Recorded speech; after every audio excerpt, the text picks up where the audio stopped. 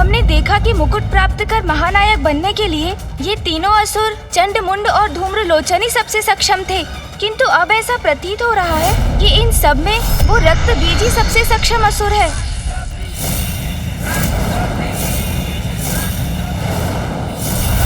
अद्भुत है ये। अब मुंड क्या करेगा? कैसे करेगा इन असुरों का सामना? सावधान मुंड, सावधान।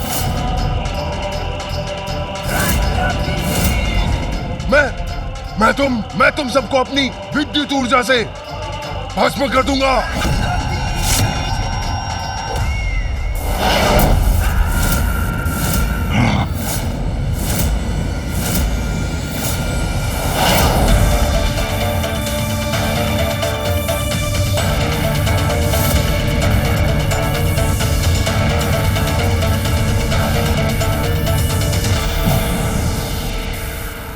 धूम्रलोचन, हम में से कोई भी विजयी हो, परंतु एक बात निश्चित है, मैं इस दुष्ट को कभी विजयी नहीं होने दूंगा। उचित कहते हो चंड, ये हमारा महानायक कदापि नहीं बन सकता।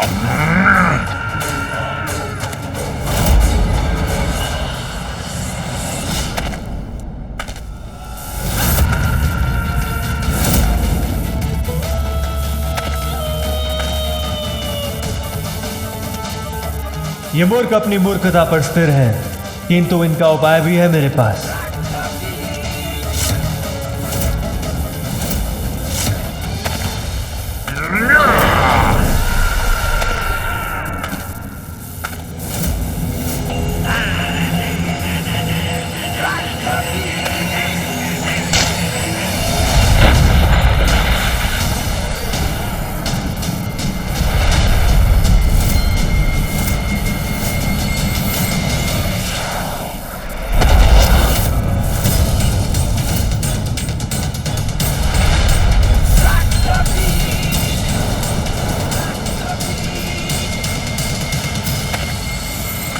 दुष्ट रक्तबीज, मैं तुम्हें रोक कर ही रहूंगा, आगे नहीं बढ़ने दूंगा।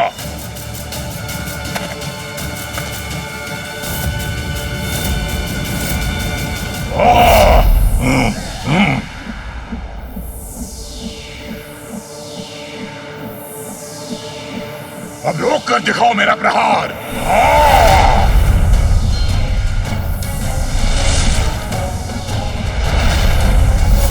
अंत करूंगा, तुम सभी का अंत करूंगा। कितनी भी संख्या में मेरे सामने प्रस्तुत हो जाओ, तुम सबको मार दूंगा। मेरा सामना नहीं कर सकोगे।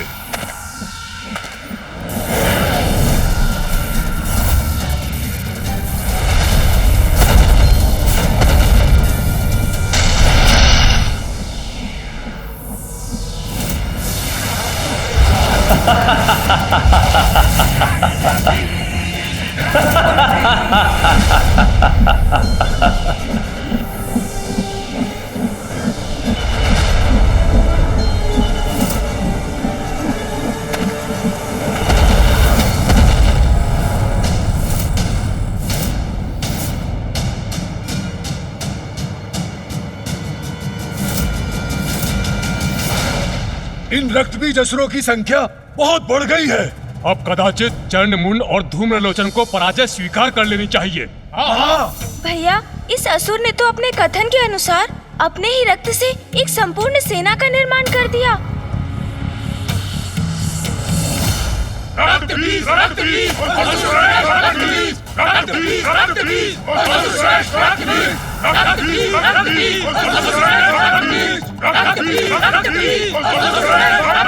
अब तुम मेरे प्रतिरूपों से उलझते रह जाओ और मैं बढ़ूंगा आगे और बनूंगा असुर महानायक।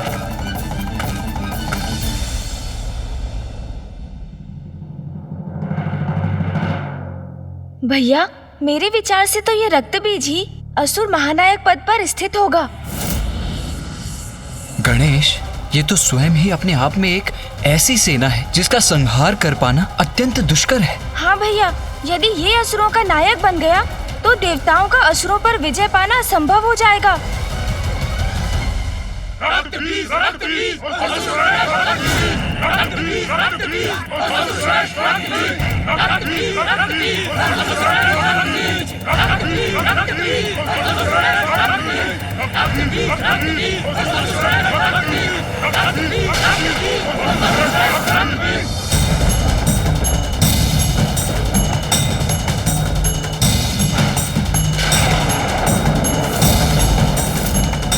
अब ये क्या हुआ? किसके आगमन का संकेत हो सकता है?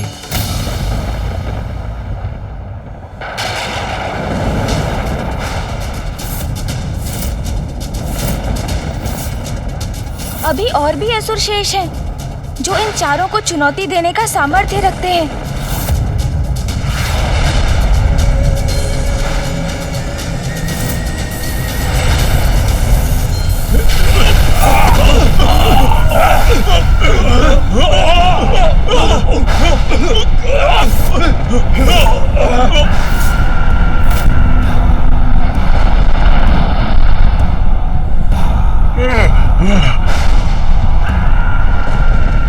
कौन है जिसके आने से स्थान कंपित हो गया?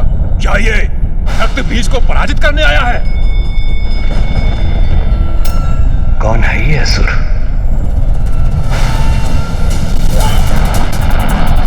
कौन है ये? स्पष्ट दिखाई नहीं दे रहा है भ्राता। अरे जो भी है, सर्वप्रथम मेरी दृष्टि में तो आए।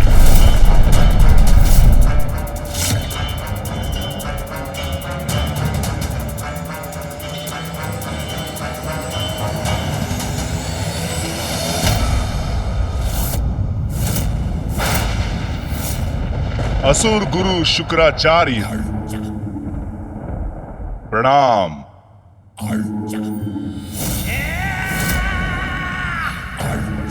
मैं शुंभ और मैं निशुंभ।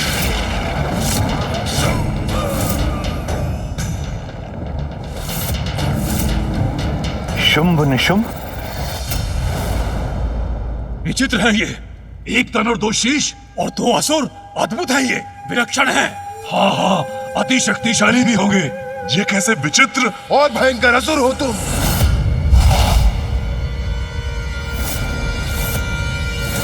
ओ, क्षमा करना, मैंने तुम्हें असंयत तो नहीं कर दिया ना? तो लो, तुम्हें शांत करने के लिए मैं कुछ ऐसा करूं क्या?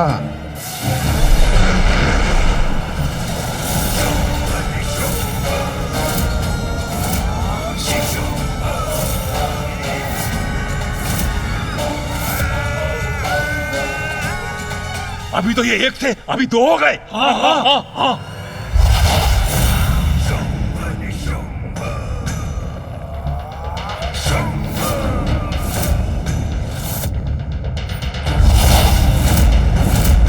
शुंभ, तुम्हें कितनी बार कहा है इसे मत खींचा करो।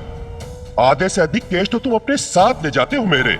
हम दोनों तो पूर्व से अधिक उत्तम दिखाई दे रहे हैं, किंतु तुम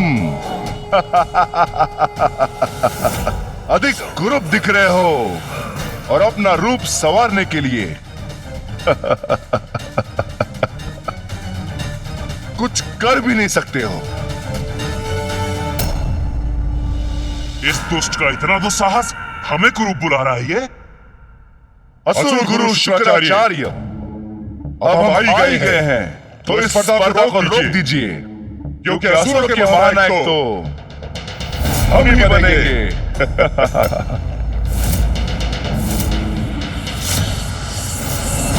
परिहास कर रहे हो? हमारे महानायक बनोगे तुम दोनों?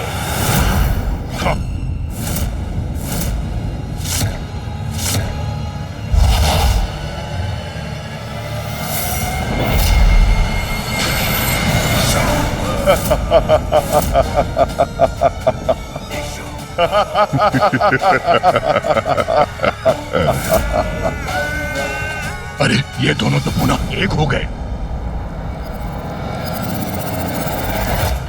क्या हम तुम्हें विदूषक प्रतीत होते हैं? कदाचित हमें तुम्हारा वध कर देना चाहिए। तुम्हारा क्यों, तुम सभी का। चंड मुंड धूम्रलोचन और मैं तुमसे पूर्व यहाँ इस प्रथा में हैं। इसलिए सिंहासन का कोई अधिकारी है तो हम में से कोई है। अब यहां किसी नवीन प्रतिस्पर्धी का कोई स्थान नहीं है, इसलिए तुम जहां से आए हो वहीं क्यों नहीं लौट जाते? नवीन प्रतिस्पर्धियों का स्थान सदैव रहता है, विशेष रूप से यदि वो शुंभ निशुंभ हो। बस बहुत हुआ यह नरगल प्रलाप। कदाचित तुम भूल रहे हो कि स्पर्धा भी शेष है, जिसमें विजय प्राप्ति के लिए जिह्वा से निकले शब्दों का कोई लाभ नहीं। शुंभ निशुंभ, यदि तुम असुर महानायक के सिंहासन पर स्थित होना चाहते हो तो अपनी योग्यता प्रमाणित करो। जो आज्ञा गुरुदेव। गणेश, अब तो ये स्पर्धा और भी रोचक और कठिन हो जाएगी। जिस पर हमारा ही अधिकार होना चाहिए उसे हम अवश्य प्राप्त करेंगे।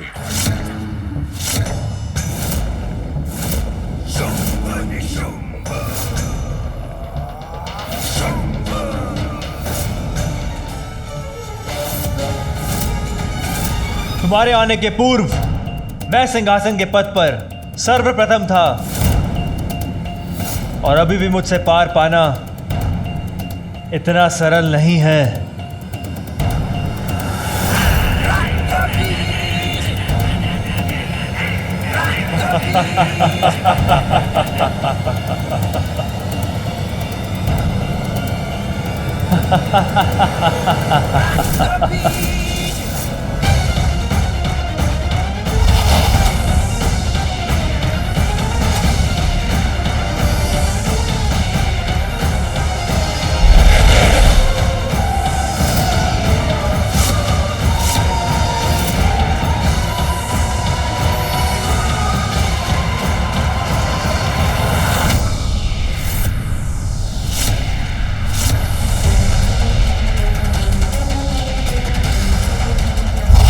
अरे, ये तो मेरे प्रतिरूपों को शीतल कर रहे हैं।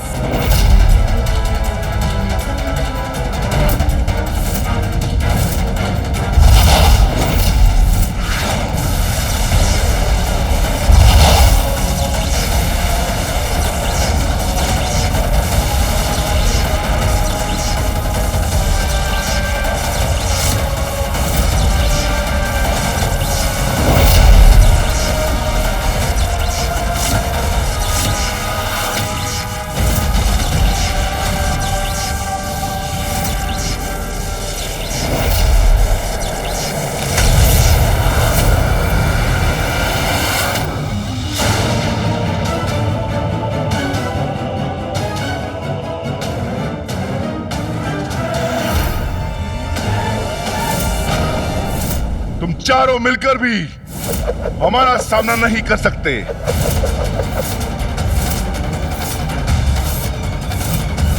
इच्छा है तो प्रयास करके देख लो।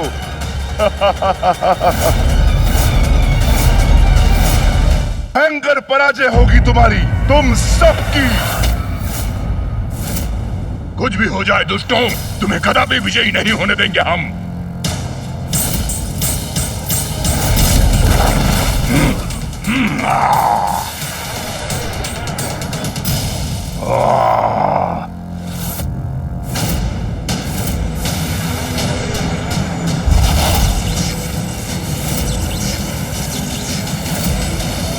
अब तो ये युद्ध और भीषण रूप ले रहा है भैया।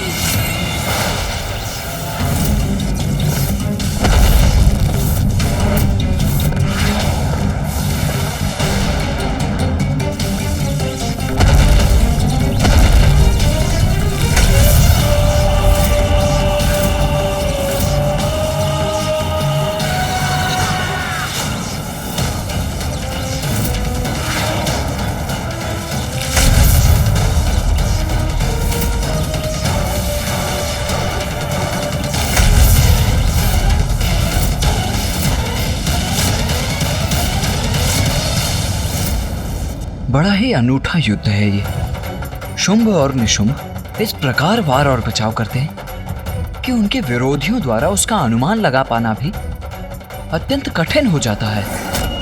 हाँ भैया, और इसका सबसे दुखद पहलू ये है कि ये असुर अपनी इन असाधारण शक्तियों का प्रयोग अपनी आसुरी प्रवृत्ति का प्रसार करने के लिए ही करेंगे।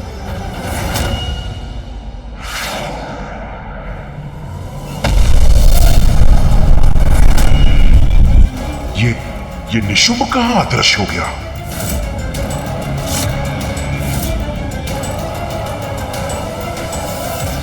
चंड, अब तुम्हारी पराजय समीप है।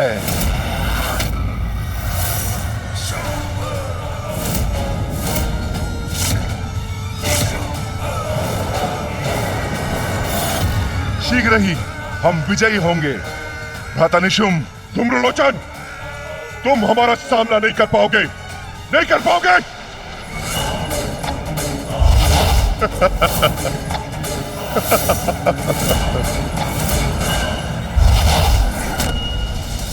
मुंड!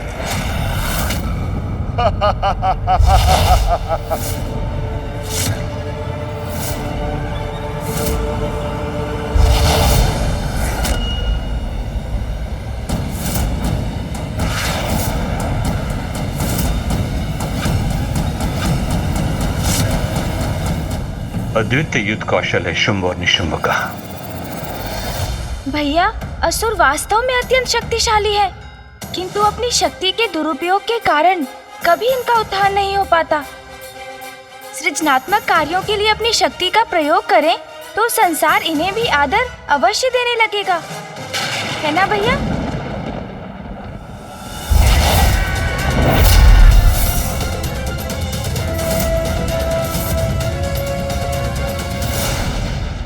विचित्र है ये शुंभ निशुंभ, अद्भुत है ये दोनों। ये दो विरोधी योद्धा तो ज्ञात ही नहीं कर पाते। प्रहार करो।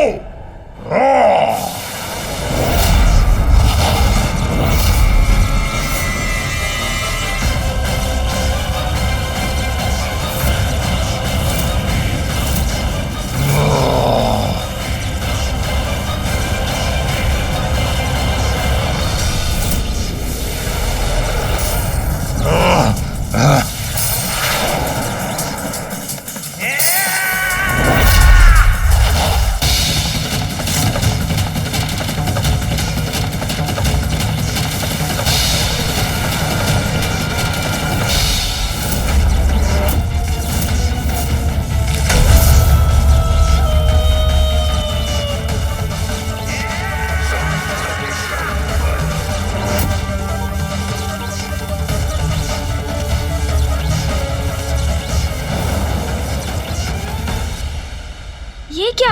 ये निशुंभ, ये बिना हाथों के कैसे युद्ध करेगा भैया?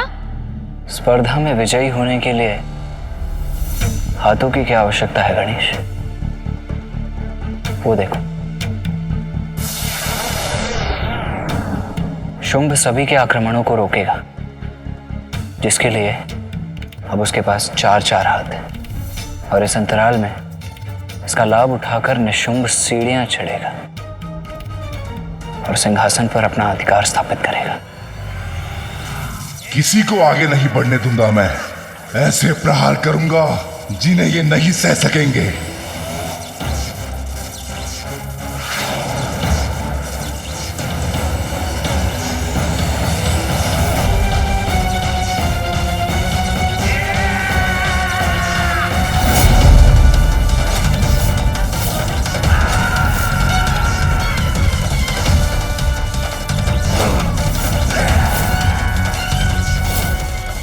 अब तो निशुंभ ही बनेगा नया असुर सम्राट।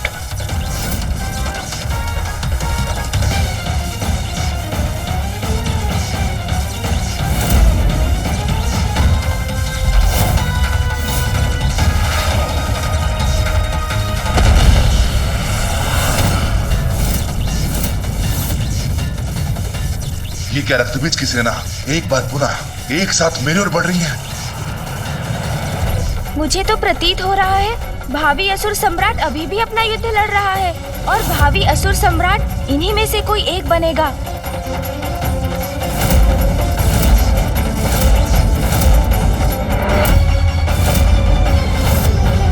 अब तो निशुंभ ही बनेगा नया असुर सम्राट।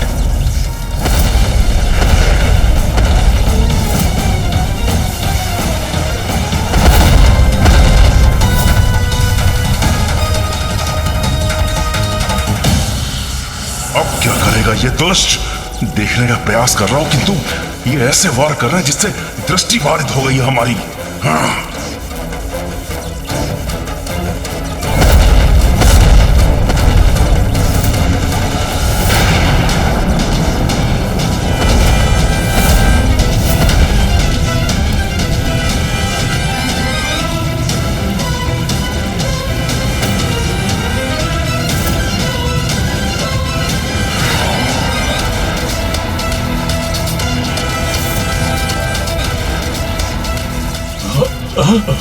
अरे ये तो सिंहासन की ओर बढ़ रहा है। हाँ, अरे हाँ। वो देखो,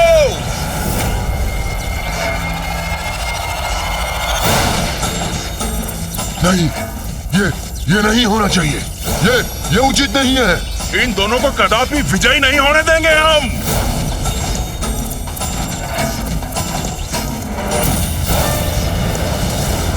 शुंभ निशुंभ से पार पाना कठिन नहीं, असंभव है।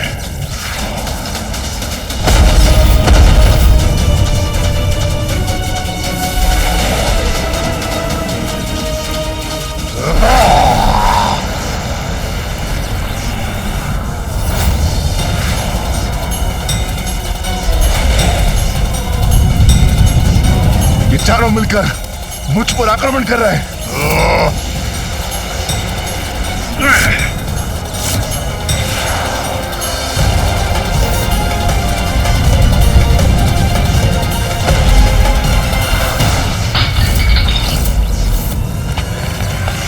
दूसरी ओर से इन रक्तबीज असुरों से भी घिरा हुआ हूं मैं।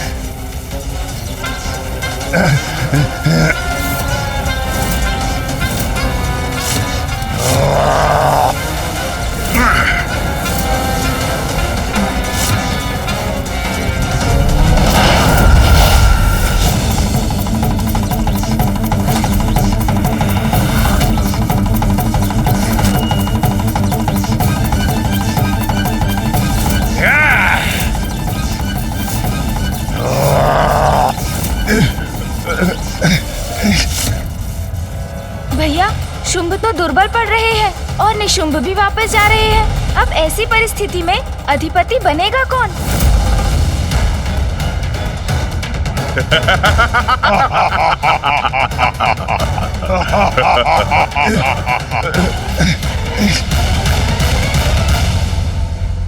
ए निशुंभ, अब क्या करोगे तुम? हमारा सामना करने के लिए तो हाथ भी नहीं है तुम्हारे पास।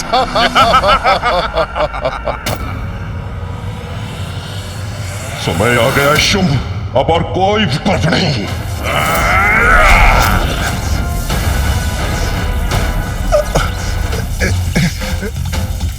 अब क्या करने जा रहे हैं ये दोनों? अब क्या करेंगे शुंभ और निशुंभ? क्या अपनी पराजय स्वीकार करेंगे?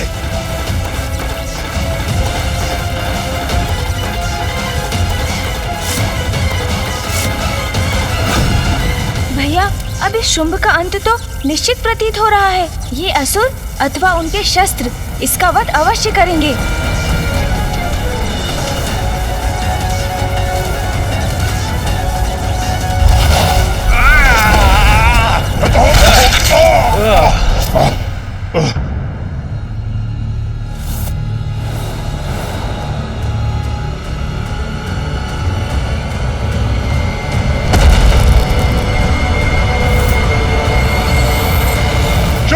दिखाओ इन्हें अपनी शक्ति।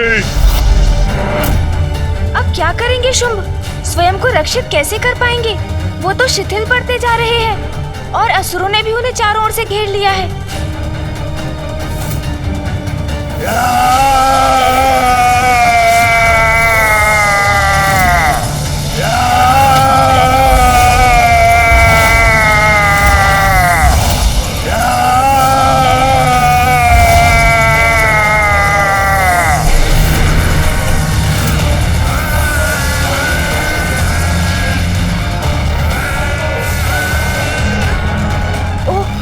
तो अपनी स्तंभन शक्ति का प्रयोग कर अपने सभी शत्रुओं को जड़ कर दिया।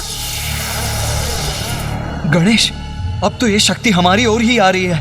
यदि हमने शीघ्र ही कुछ नहीं किया तो हम भी स्तंभित हो जाएंगे।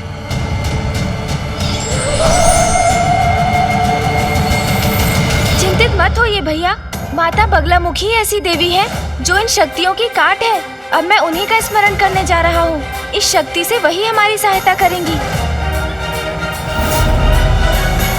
सुधाब्धि मणिमण्डप रत्न वेद्यां सिंहासनोपरि गतां परिपीतवर्णां पीताम्बराभरणमाल्य विभूति शतांगी देवीं स्मरामि हृदमुग्धैर्वैरिजिह्वाम्।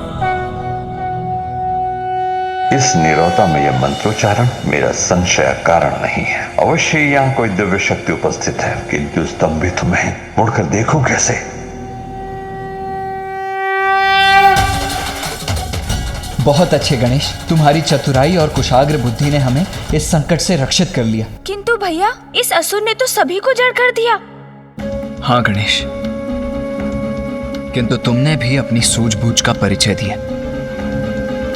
उचित समय पर मंत्रोच्चारण कर इन तरंगों को हम तक पहुंचने से रोक दी। भैया, शुंभ के पास स्तंभन की वही शक्ति है जिसका संसार में आविर्भाव माता बगलामुखी के द्वारा हुआ। उच्चाटन, उच्चाटन, उच्चाटन। इसने अपनी स्तंभन शक्ति से सभी असुरों के साथ असुर गुरु शुक्राचार्य को भी स्तंभित कर दिया है। हाँ गणेश, शुंभ और निशुंभ तो अत्यंत शक्तिशाली हैं। विलक्षण युद्ध कौशल है दोनों का।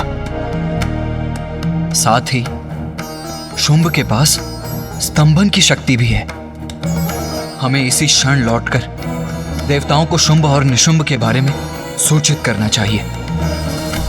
जो आज हमने यहां देखा वो सब हमें उन्हें बताना चाहिए। हाँ भैया, ज्ञात नहीं अब शुंभ और क्या करेगा, किंतु जब तक ये सभी शुंभ की शक्ति से प्रभावित और जड़ है, हमारे पास यहाँ से निकलने का उचित अवसर है। चलिए भैया।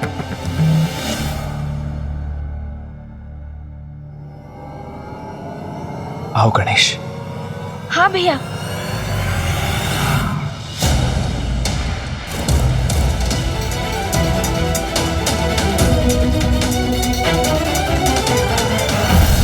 मुझे क्षमा करना भ्राता निशुंभ, मैंने तुम्हें बहुत कष्ट दिया।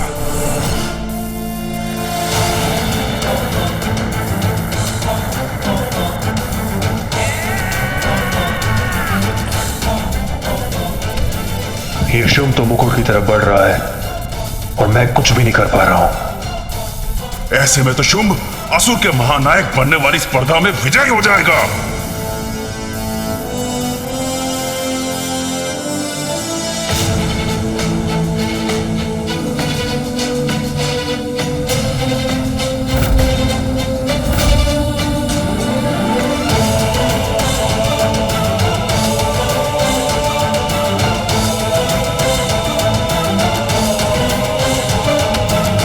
असुर गुरु, असुरों का नवीन महानायक शुंभ आपके समक्ष प्रस्तुत है।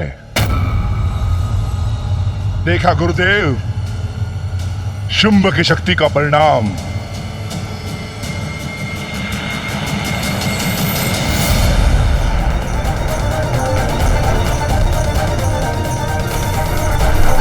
इतना भयंकर दृश्य तो मैंने कभी नहीं देखा गणेश। मेरा आभास और प्रबल हो रहा है। कोई तो अवश्य है यहाँ। असुर गुरु शुक्राचार्य,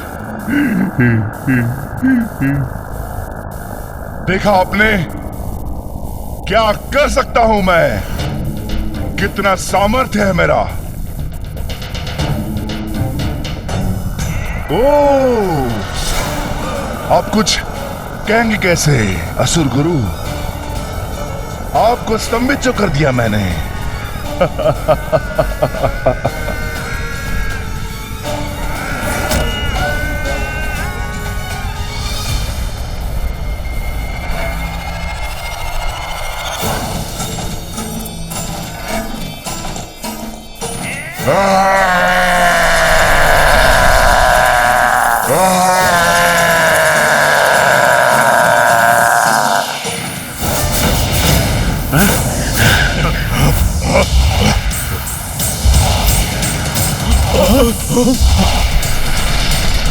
चलो गणेश, अब हमें शीघ्र ही यहाँ से निकलना चाहिए।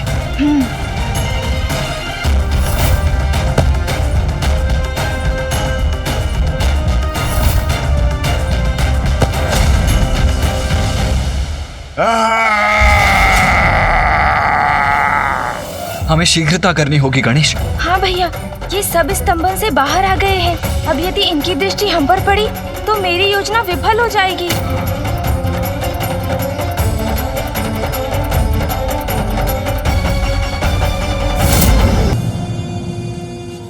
चलिए भैया। ये धूम्रलिका के समान कुछ दिखाई तो दिया मुझे। क्या था वो? कौन था वहां मुकुट के निकट देखता हूं, कदाचित कोई संकेत प्राप्त हो मुझे।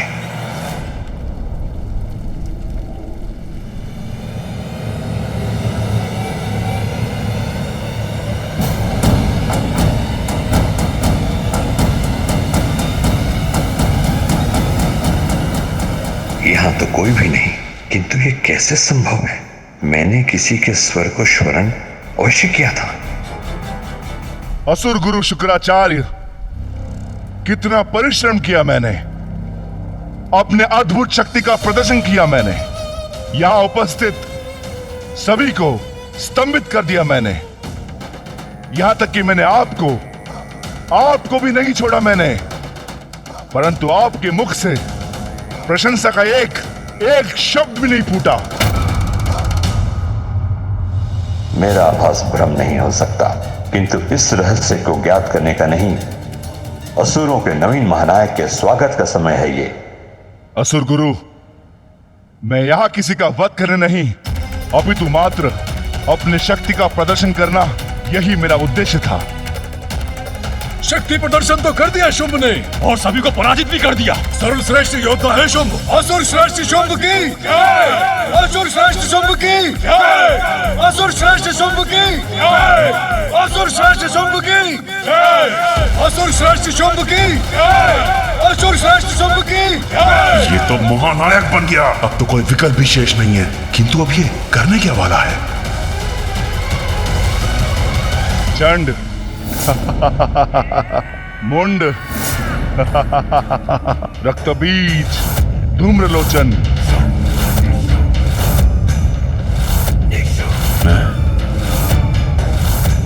तुम सभी मेरे शत्रु नहीं, मेरे असुर भ्राता हो।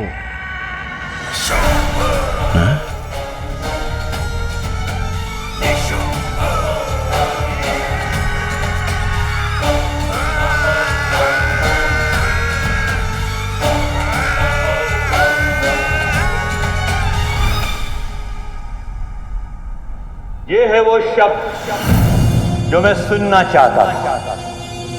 ऐसे ही होने चाहिए महानायक के विचार। महानायक उसे होना चाहिए जो अपने समुदाय को अपना परिवार समझे। अब यह स्पर्धा समाप्त हुई। असुरों का नवीन महानायक हमारे समक्ष है। शुंभ, शुंभ, शुंभ, शुंभ। महानायक शुंभ की जय! महानायक शुंभ की जय! महानायक शुंभ की जय! असुर महाराज शुंभ की जय! असुर महाराज शुंभ की जय! असुर श्रेष्ठ शुंभ की जय! असुर श्रेष्ठ शुंभ की जय! असुर श्रेष्ठ शुंभ की जय!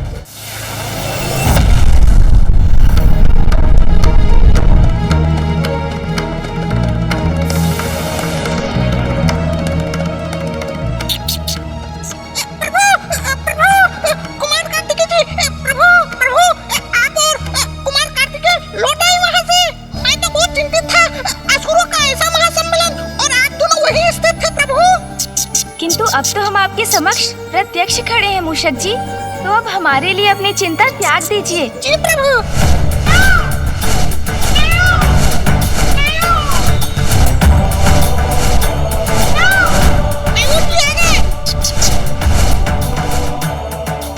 मैं इस सबसे सृष्टि को लेकर थोड़ा चिंतित हूँ गणेश। किंतु चिंता तो है भैया, जो आज हमने भीतर देखा वो तो बहुत बड़ी चिंता का कारण है। हाँ गणेश, ये महासंकट कभी भी स्वर्ग के द्वार तक पहुंच सकता है।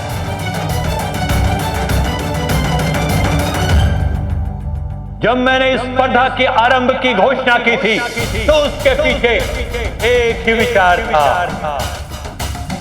एक शक्तिशाली, सक्षम, कुशल और गुणी असुर महानायक का चयन। किंतु मुझे ज्ञात था कि इसमें भी कुछ असुरों को क्षति अवश्य पहुंचेगी, किंतु इसका भी समाधान है मेरे पास। जिन वीर असुरों ने अपनी क्षमता प्रमाणित करनी हो तो अपने प्राण गंवाए हैं, उन्हें मैं मृत संजीवनी विद्या से पुनर्जीवित करूंगा। असुर गुरु शुक्राचार्य की जय! असुर गुरु शुक्राचार्य की जय! असुर गुरु शुक्राचार्य की जय!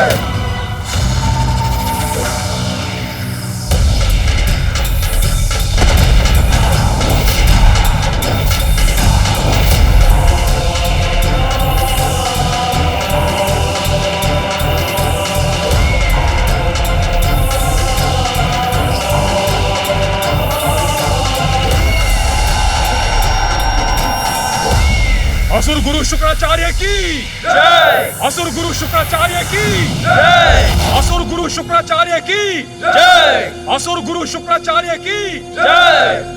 असुर गुरु शुक्राचार्य की जय! असुर महानायक सेना रहित रहकर कुछ भी कर पाने में अक्षम होंगे। इन वीर असुरों ने वहां पहुंचने की आकांक्षा में अपने प्राण गंवाए हैं जहां तुम खड़े हो महानायक शुंभ। तुम इन सब का नेतृत्व करोगे।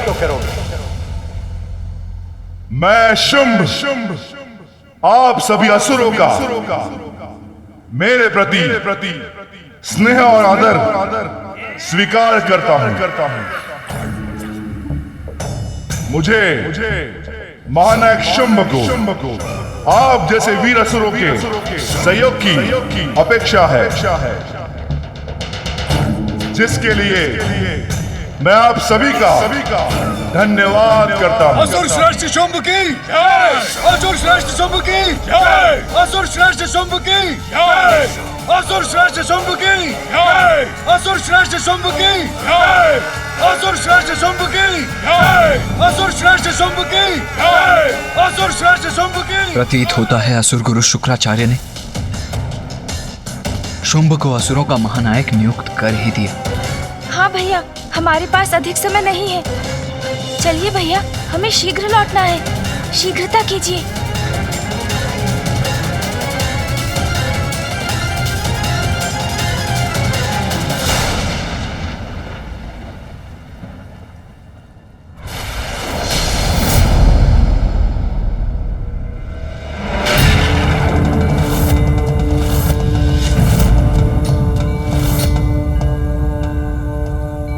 प्रणाम पिताश्री।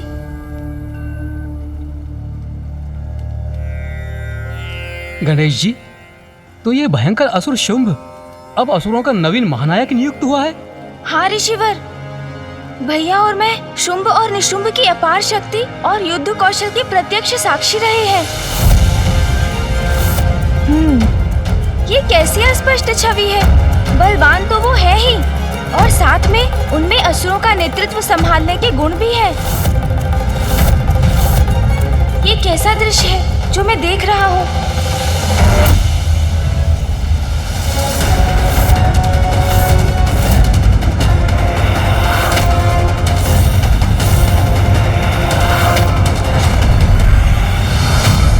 क्या हुआ गणेश? अपनी दिव्य दृष्टि से ऐसा क्या देख लिया तुमने जिससे तुम्हारे मुख पर ये चिंता का भाव उभर आया है? भैया, देवासुर संग्राम होता हुआ दिखाई दिया मुझे। कदाचित निकट भविष्य में देवताओं और असुरों के मध्य पुनः भीषण युद्ध होने वाला है।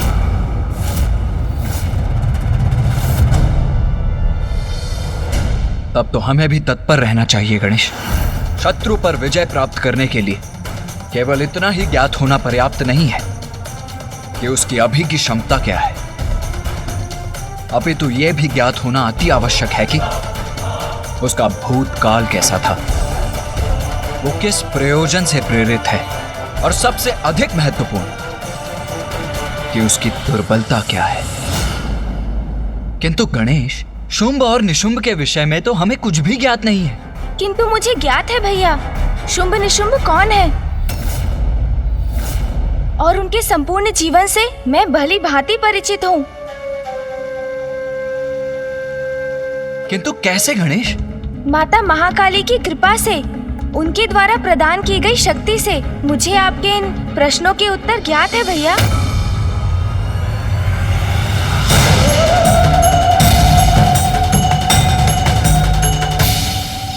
तो बताओ गणेश, ये शुंभ और निशुंभ हैं कौन?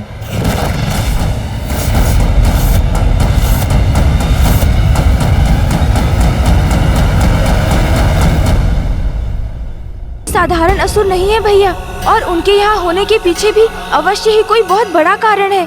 तो बताओ गणेश, ये शुंभ और निशुंभ हैं कौन?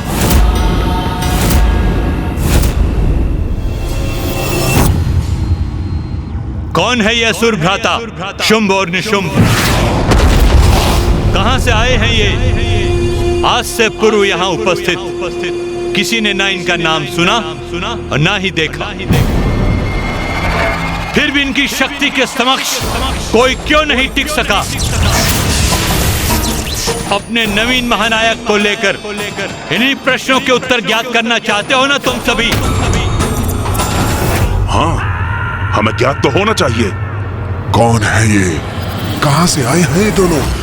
यहाँ कोई इनसे परिचित नहीं है, क्योंकि शुंभ और निशुंभ दीर्घ काल से तपस्या में लीन थे। घोर तपस्या कर अपनी शक्ति में वृद्धि करना चाहते थे, जिससे अत्यंत शक्तिशाली बनकर अपने असुरों का उत्थान कर सके। तब के परिणाम स्वरूप कौन सा वरदान प्राप्त किया इन दोनों ने? तो इनकी शक्ति का कारण इनका तप ही है।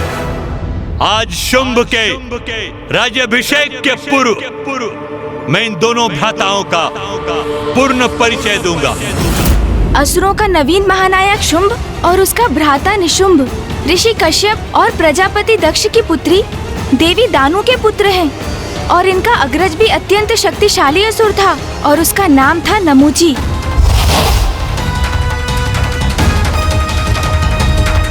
इसलिए देवता, गंधर्व, यक्ष, नाग आदि कोई भी युद्ध में उसके समक्ष नहीं टिक पाते थे, जबकि इंद्रदेव और नमूची एक ही पिता ऋषि कश्यप की संतान थे। इनके अग्रज नमूची में इतनी शक्ति थी कि देवराज इंद्र भी उनका सामना करने में अक्षम थे।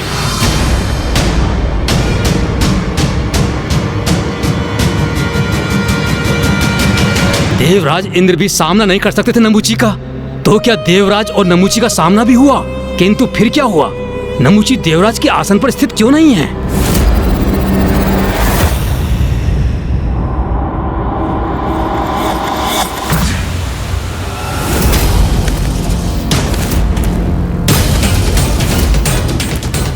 इंद्र, इंद्र, इंद्र, यहाँ तो कोई नहीं। फिर ये किसका स्वर? कौन है ये जो मेरे ही लोक में, मेरे ही भवन में मुझे इस प्रकार पुकारने की धृष्टता कर रहा है? कदाचित ये मेरा भ्रम है, कोई भी तो नहीं है यहाँ। देवराज इंद्र, कौन हो तुम? और इस प्रकार मुझे छिपकर पुकारने का क्या प्रयोजन है? यदि साहस है तो मेरे समक्ष आओ। तुम्हारा भ्राता हूं मैं, देवराज इंद्र। मेरा भ्राता?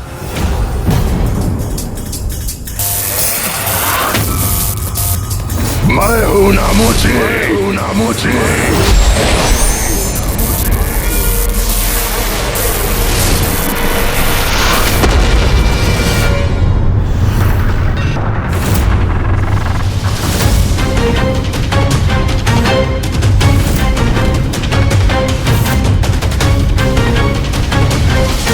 कहां हो तुम? नमूची,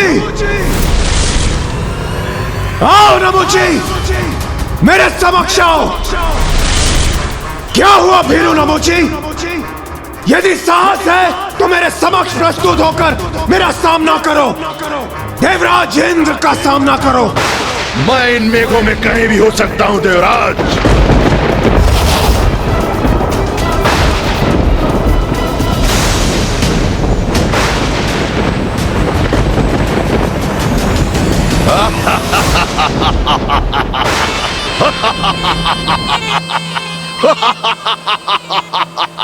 क्या हुआ इंद्र, मेरा उपहार नहीं भाया तुम्हें?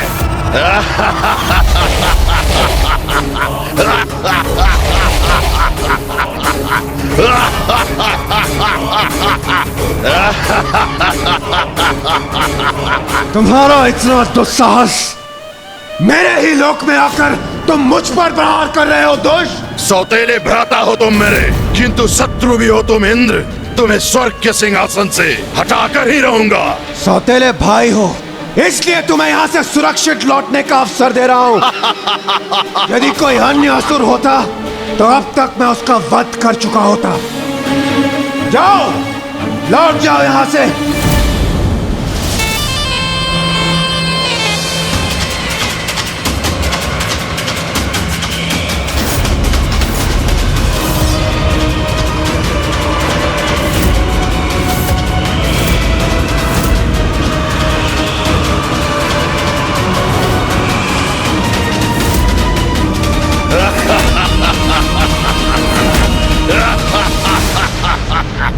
यहाँ से जाने के लिए नहीं, इस स्वर्ग पे अपना अधिकार स्थापित करने आया हूं मैं, क्योंकि स्वर्ग पर असुरों का ही आधिपत्य होना चाहिए। बात मूर्ख हो तुम, जो तुमने मेरी चेतावनी नहीं सुनी। तो लो, अब मेरे प्रहार का सामना करो।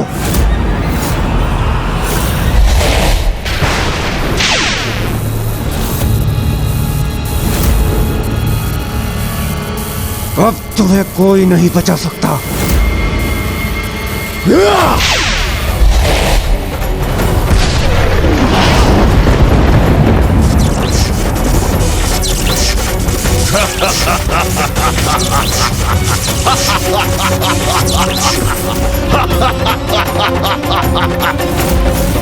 अरे थोड़ा तीव्र प्रहार करो इंद्र, युद्ध कर रहे हो मुझसे, परिहास नहीं। ये कैसे संभव है? इस पर मेरे प्रहार का तनिक भी प्रभाव नहीं हुआ। उचित है, और शक्तिशाली प्रहार करूंगा मैं इस पर।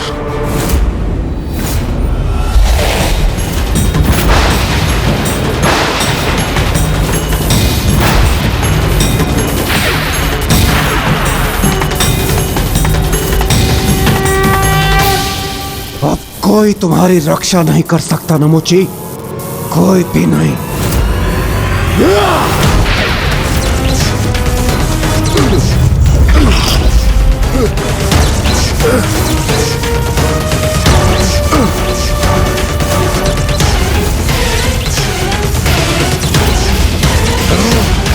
विद्युत की ऊर्जा से संपन्न है मेरा वज्र नमोची, और अब मैं अपने वज्र की विद्युत शक्ति से तुम्हें अपने लोक वापस लौटाऊंगा।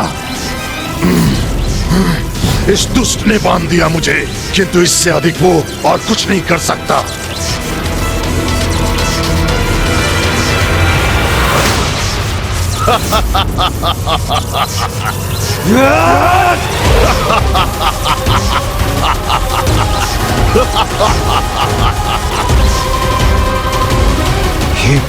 ये तो अब भी अपने स्थान पर अडिग है। इंद्र, और शक्ति लगाओ भ्राता। तुम्हारी संपूर्ण शक्ति का असफल प्रयोग देखकर बहुत आनंद आएगा मुझे। मेरे आनंद का कारण बनो। देवराज अवश्य हो, ये तो मूर्ख हो तुम। याद नहीं तुम्हें कि तुम मेरा वध कदापि नहीं कर सकते इंद्र, क्योंकि मैं वरदान प्राप्त कर संसार के समस्त अस्त्र और शस्त्र से सुरक्षित हूँ। कोई भी अस्त्र और शस्त्र मेरा वध नहीं कर सकता। यदि ऐसा है तो मेरे समस्त प्रहार इस पर व्यर्थ है। किंतु मैं तुम्हें अवश्य हानि पहुंचा सकता हूं इंद्र।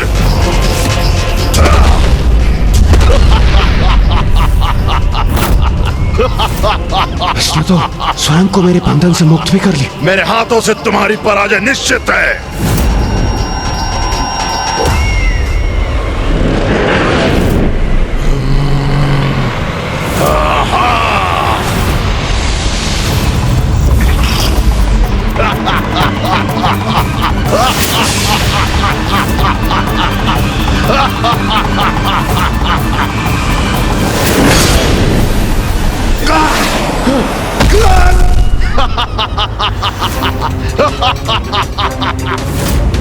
अपने भ्राता से कुछ सीखो इंद्र। शत्रु पे प्रहार ऐसे किया जाता है।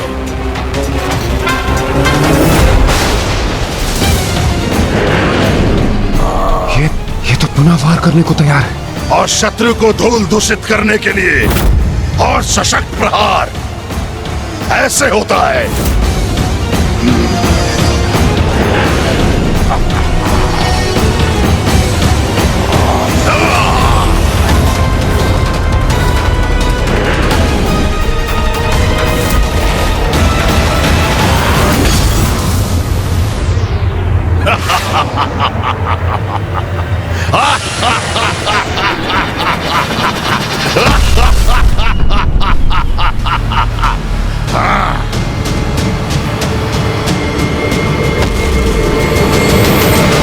गणेश, तो क्या देवराज इंद्र परास्त हो गए? नहीं भैया। तो फिर नमूची से देवराज ने अपनी रक्षा कैसे की? स्वयं के विवेक और संयम की शक्ति का प्रयोग कर भैया।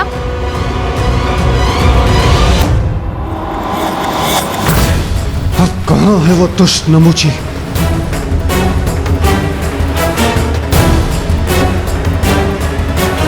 सागर के जल का ये फेन।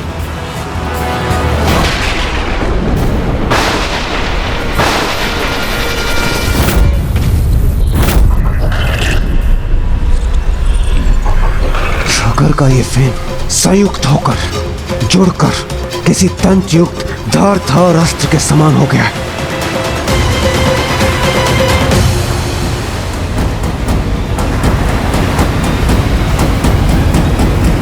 क्योंकि मैं वरदान प्राप्त कर संसार के समस्त अस्त्र और शस्त्र से सुरक्षित हूँ। कोई भी अस्त्र और शस्त्र मेरा वध नहीं कर सकता।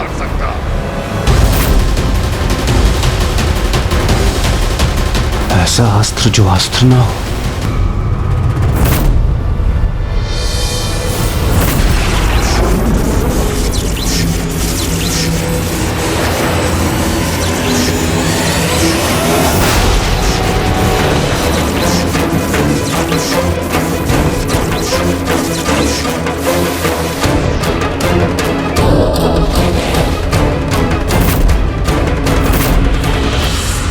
तो यहाँ छुपे बैठे हो तुम। यहाँ पराजित करो अथवा वहां, बात तो एक ही है इंद्र। क्योंकि पराजित तो मैं तुम्हें अवश्य करूंगा।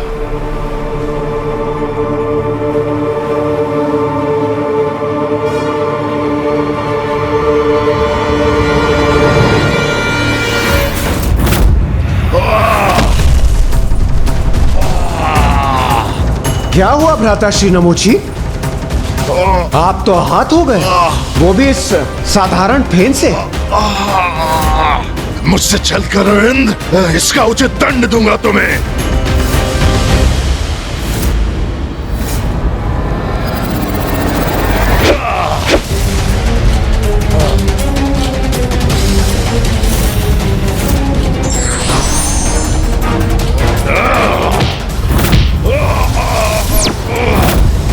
इंद्र, मेरा सामना नहीं कर सकोगे तुम।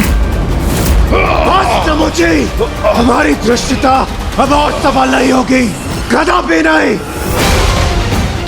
अब अंत होगा तुम्हारा दुष्ट।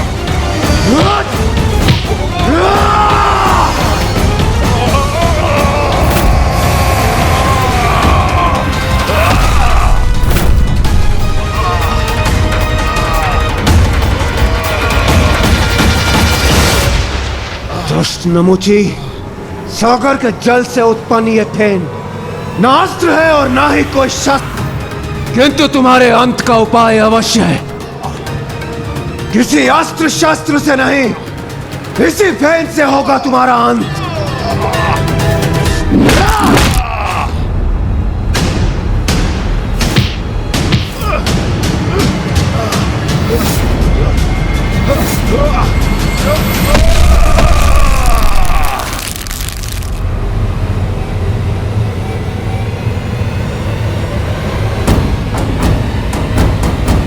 बुराई का अंत सदैव बुरा ही होता है।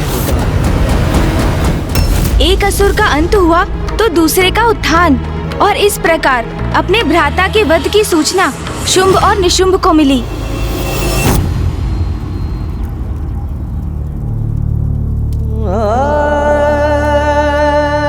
मेरे अग्रज,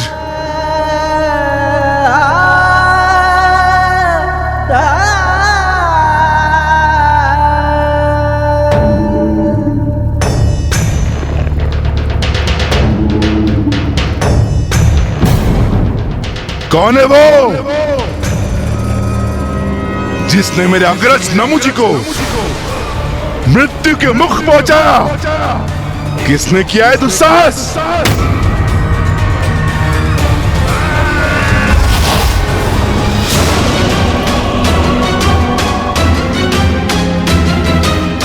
सुना नहीं तुमने? क्या पूछे भ्राता शुंभ? शीघ्र बताओ, किसने वध किया हमारे भ्राता का? बोलो!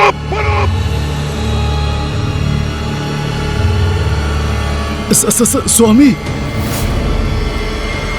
देवराज इंद्र ने ये दुष्कृत्य किया है। स्वामी, देवराज इंद्र ने छल से नमूची जी का वध किया है।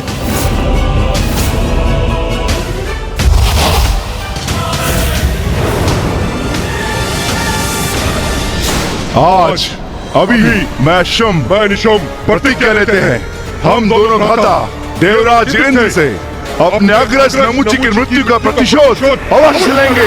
और उसी दिवस नमूची के अंतिम संस्कार के पश्चात शुंभ और निशुंभ ने घोर तप के लिए प्रस्थान किया। ओम ब्रह्मदेवाय नमः। ओम ब्रह्मदेवाय नमः। ओम ब्रह्मदेवाय नमः। ओम ब्रह्मदेवाय नमः। ओम ब्रह्मदेवाय नमः।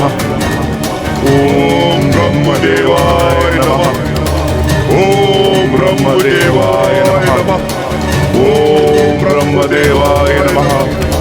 ओम ब्रह्मदेवाय नमः। ओम ब्रह्मदेवाय नमः। शुंभ निशुंभ निरंतर कठोर तप कर रहे थे और उनके तप का प्रताप शुंभ निशुंभ को ही निमग्न करने लगा। ये देखकर फूफा जी ब्रह्मदेव चिंता में आ गए।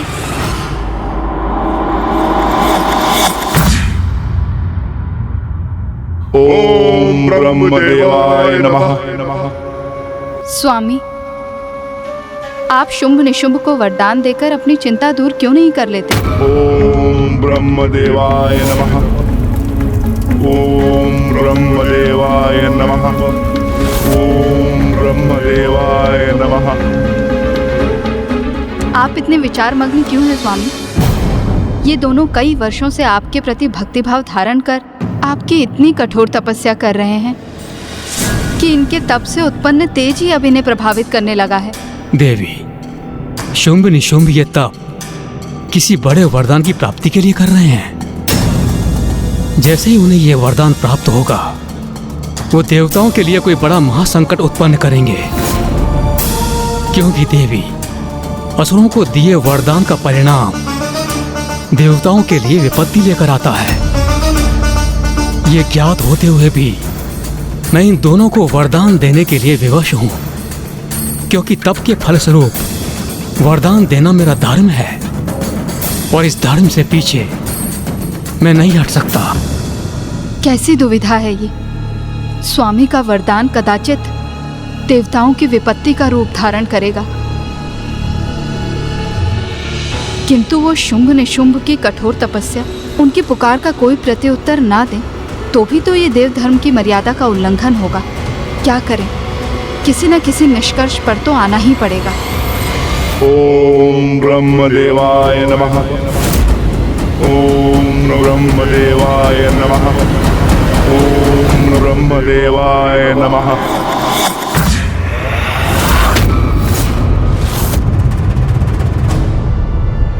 तो गणेश, फूफा जी ब्रह्मदेव ने क्या किया? वही जो उन्हें देव धर्म के लिए करना उचित लगा।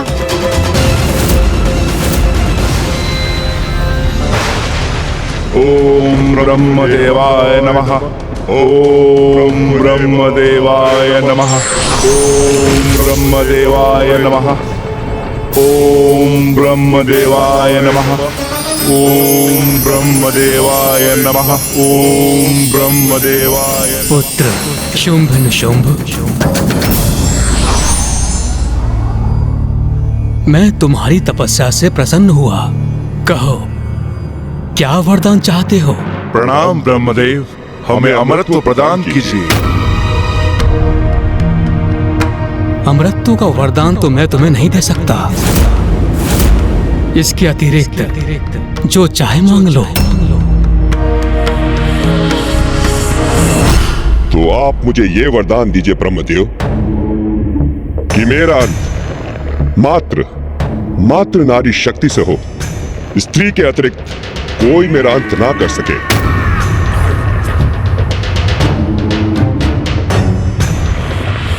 तथास्तु, तथास्तु, तथास्तु। और मुझे ये वरदान दीजिए ब्रह्मदेव कि मेरा वध भी नारी शक्ति से ही हो, और वो नारी जो मेरे ही शरीर से उत्पन्न हो, अर्थात पुरुष के शरीर से जिस नारी का आविर्भाव हो वही मेरे अंत का कारण बने। वरदान दीजिए ब्रह्मदेव, यही वरदान दीजिए। तथास्तु, तथास्तु, तथास्तु।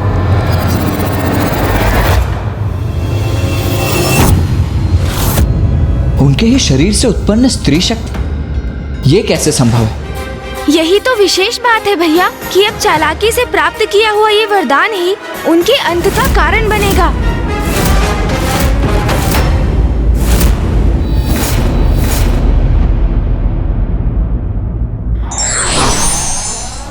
प्रतिशोध की भावना कभी और किसी के लिए भी उचित नहीं होती।